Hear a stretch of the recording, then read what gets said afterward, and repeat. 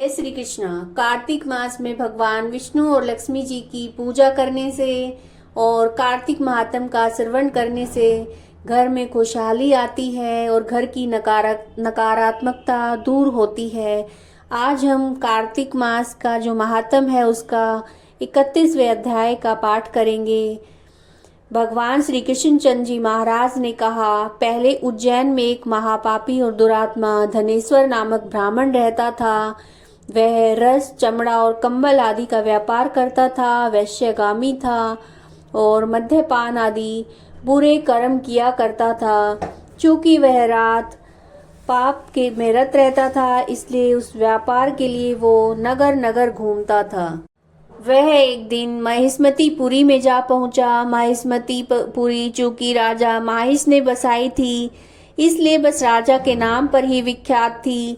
नगरी के पास ही पापनाशनी पुण्यकारिणी भगवती नर्मदा बहती थी।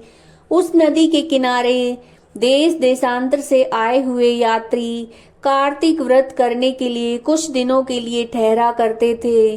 उन कार्तिक व्रत करने वाले प्राणियों को वहां ठहरा देखकर वह दुष्ट धनेश्वर भी इधर उधर व्यापार करता हुआ 1 मास के लिए वहां ठहर गया।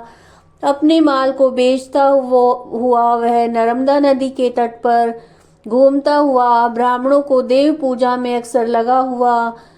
वह देखता कि कोई तो पुराण पढ़ रहा है, कोई सुन रहा है, कोई भगवत कीर्तन कर रहा है, कोई भजन सुन रहा है, तो कोई ध्यान में लीन है और कोई तुलसी की माला धारण किए हुए है। बस इसी तरह वह भगवत भक्तों के बीच में रहा और वैष्णवों के दर्शन करता रहा, उन्हें स्पर्श करता रहा, उनसे वार्तालाप करता रहा और भगवान विष्णु के नाम स्मरण के पुण्य का अर्जित करता रहा। वह कार्तिक के व्रत की उद्यापन विधि तथा जागरण को भी देखता रहा। उसने पूर्णिमा को देखा कि व्रती ब्राह्मण और गौओं को भोजन करवा रहे हैं, उन्हें दक्षिणा दे रहे हैं। उसने नित्य प्रति भगवान शंकर की प्रसन्नता के लिए होती दीपमाला भी देखी। त्रिपुर नामक राक्षस के 3 पुरों को भगवान शंकर ने इसी तिथि को जलाया था। इसी कारण भगवान शिव के भक्त इस तिथि को दीप उत्सव मनाते हैं। जो मनुष्य मुझ में और भगवान शंकर में अंतर मानता है, उसकी संपूर्ण क्रिया निष्फल हो जाती है। धनेश्वर वहां की पूजा विधि देखता हुआ इधर उधर घूम रहा था कि उसे एक काले सर्प ने काट लिया और वो भूमि पर गिर पड़ा। उसकी यह दशा देखकर वहां के दयालु भक्तों ने उसे चहुं ओर से घेर लिया और उसके मुंह में तुलसी दल मिश्रित जल के छींटे देने लगे। जब उसके प्राण निकले तो यम के दूत उसे बांधकर कोड़ों से मारते हुए यमपुरी को ले गए। उसे देखकर चित्रगुप्त ने यम से कहा, इसने बाल्यकाल से लेकर आज तक बुरे काम किए हैं। इसके जीवन में पुण्य तो लेस मात्र दिखाई नहीं देता। यदि मैं पूरा 1 वर्ष आपको सुनाता रहूं तो भी इसके पापों की सूची समाप्त नहीं होगी। ये महापापी है, इसको 1 कल्प तक घोर नरक में डालना चाहिए। चित्रगुप्त की बात सुनकर यमराज ने बड़े क्रोध में भरकर उसको अपना काल नेम के समान भयंकर रूप दिखाते हुए अपने अनुचरों को आज्ञा दी। उसने कहा, हे प्रेत सेनापतियों, इस दुष्ट मूर्ति को मुकदरों से मारते हुए कुंभी पाक नरक में फेंक दो। भगवान श्री कृष्ण चंद्र जी महाराज ने कहा। यह सुनकर प्रेत सेनापति ने मुकदरों से उसका सिर फोड़ते हुए कुंभी पाक नरक में ले जाकर खोलते हुए तेल की कढ़ाई में छोड़ दिया। प्रेत सेनापतियों ने जैसे ही तेल की कढ़ाई में फेंका, त्यों ही लपलपाती हुई आग अपने आप ठंडी हो गई। जैसे कि प्रहलाद को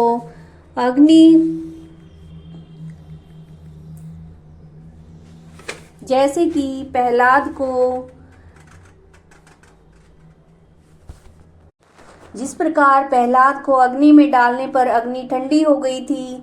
यह विचित्र घटना देखकर प्रेत सेनापतियों ने यमराज के पास जाकर सारा वृतांत कहा। यमराज जी सारा हाल सुनकर आश्चर्यचकित रह गए। धनेश्वर को अपने पास बुलाकर स्थिति का विचार करने लगे। उसी समय नारायण का कीर्तन करते हुए देव ऋषि नारद जी वहां पर आ पहुंचे और यमराज से कहने लगे, हे अरुण नंदन यमराज, यह ब्राह्मण नरक में डाले जाने योग्य नहीं है, क्योंकि इसने अंत समय में कुछ शुभ कर्म किए हैं जो कि नरक यातना को नष्ट करने वाले हैं। जो लोग भगवत भक्तों को दर्शन करते हैं, उनसे वार्तालाप करते हैं, उन्हें स्पर्श करते हैं, चाहे उन्होंने कोई पुण्य कर्म किया न हो, सहज ही स्वर्ग के वो अधिकारी हो जाते हैं। अतः धनेश्वर भी पुण्यात्माओं के संग और स्पर्श से स्वर्ग का अधिकारी हो गया है। अतएव यह पुण्यात्मा है, इसे यक्ष योनि दो, केवल इसे पाप भोगने वाले नरक दिखा दो। भगवान श्री कृष्णचंद्र जी महाराज ने कहा, जब देव ऋषि नारद ऐसा कहकर चले गए तो धनेश्वर को पुण्य आत्मा समझते हुए यमराज के दूतों ने उसे नरक दिखाने की आज्ञा दी। यह श्री कार्तिक महात्म का 31वां अध्याय था।